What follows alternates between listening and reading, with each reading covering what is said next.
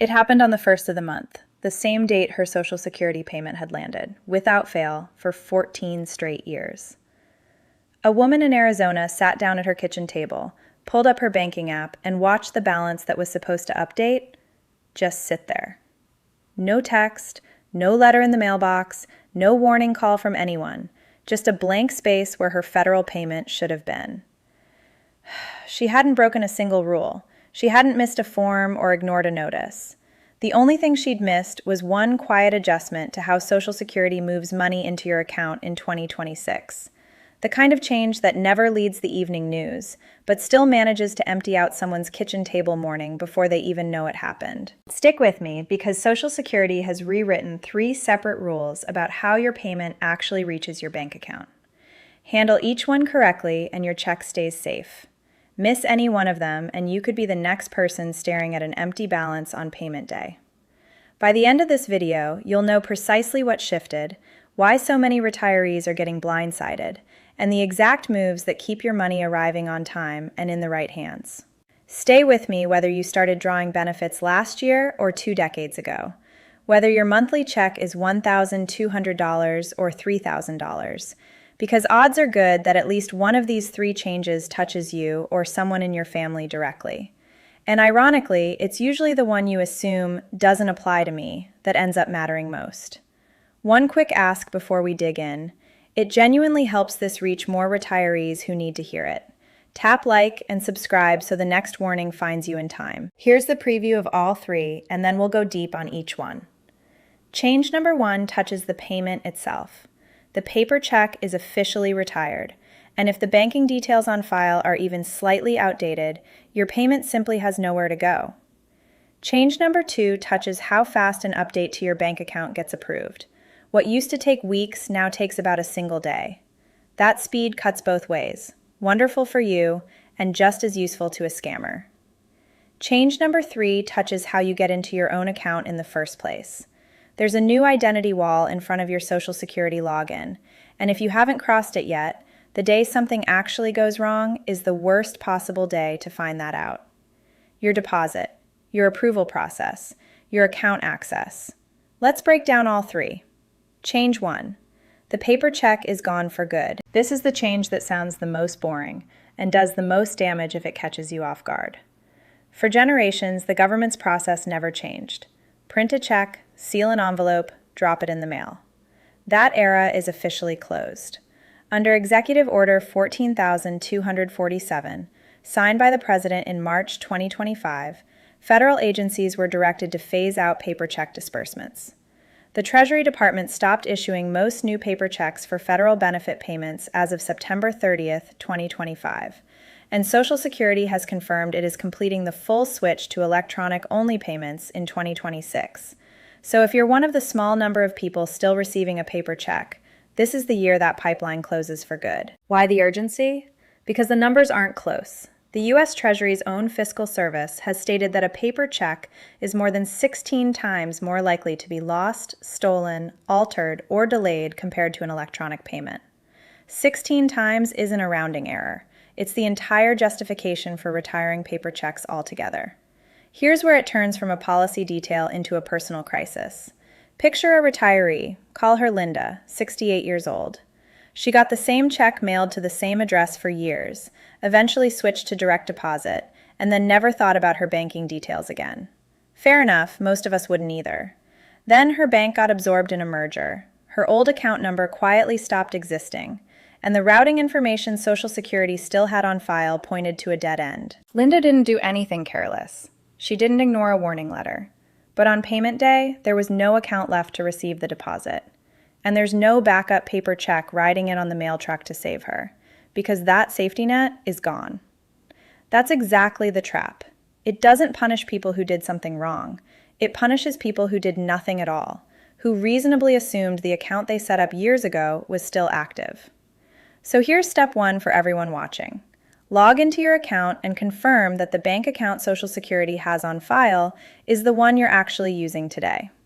If you've switched banks, closed an old account, or lived through a bank merger or acquisition in the past couple of years, treat your information as wrong until you've personally verified otherwise.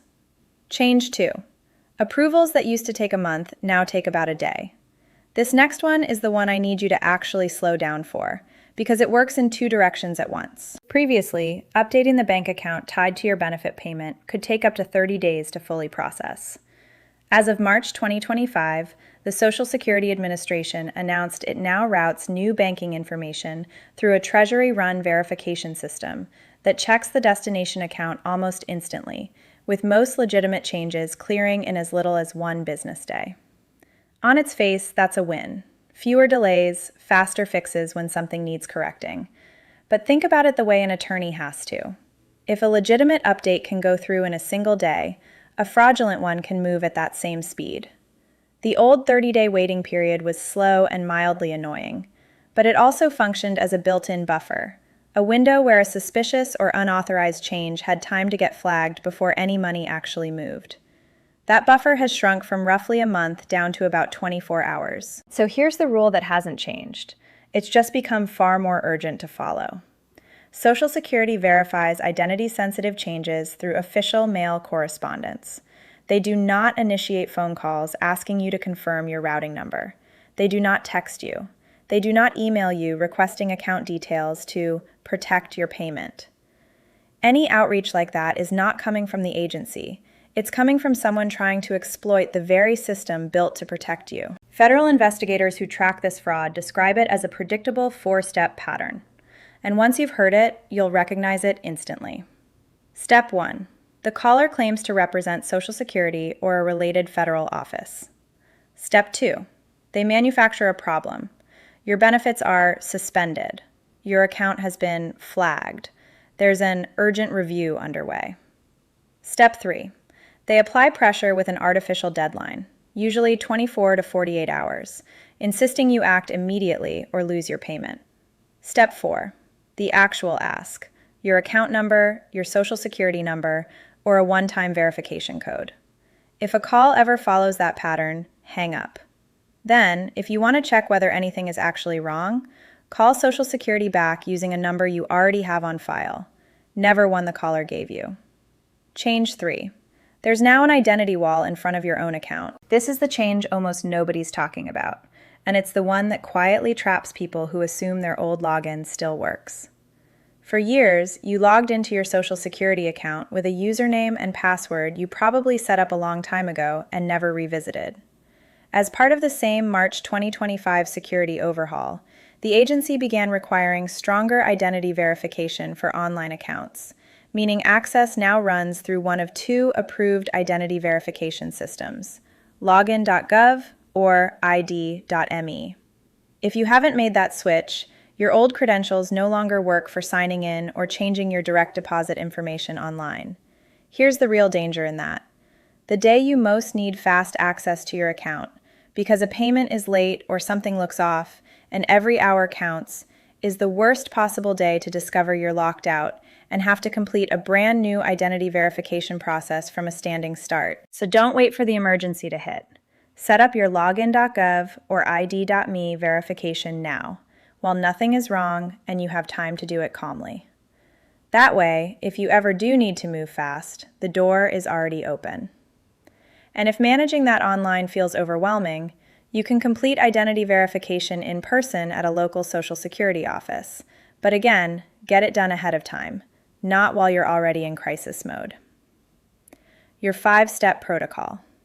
Here's the same simple checklist I'd hand my own parents. 1. Confirm the bank account Social Security has on file is the one you actually use today, especially if you've switched banks or been through a merger recently. 2. Set up your login.gov or id.me verification now, before you're ever forced to do it under pressure. 3. Know your actual payment date and write it down. The updated payment calendar can shift a deposit by a day or two, and knowing your real date keeps a normal delay from feeling like an emergency. 4. If a deposit is late, give it a full 3 business days before assuming something's wrong. Most delays in the new system resolve on their own, and rushing into panic mode is exactly the moment scammers are counting on.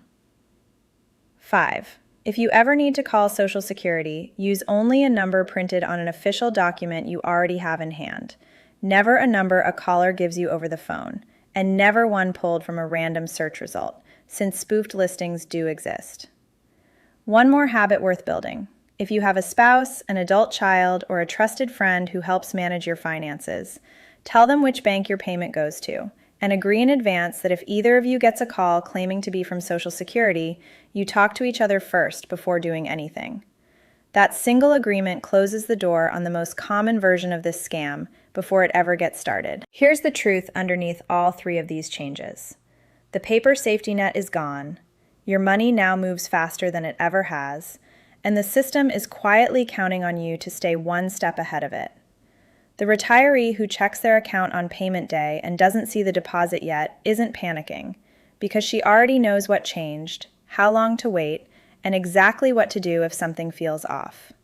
That knowledge is the entire difference between a stressful morning and just another ordinary one at the kitchen table. Confirm your account, set up your login, know your date. The system isn't going to protect your payment for you, but now you can. This video is for general education and isn't legal or financial advice for your individual situation. So confirm your own details directly with Social Security before acting on anything here. And if this helped you, please share it with someone over 65 who depends on that monthly deposit. There's a good chance nobody's told them any of this yet. Thanks for watching.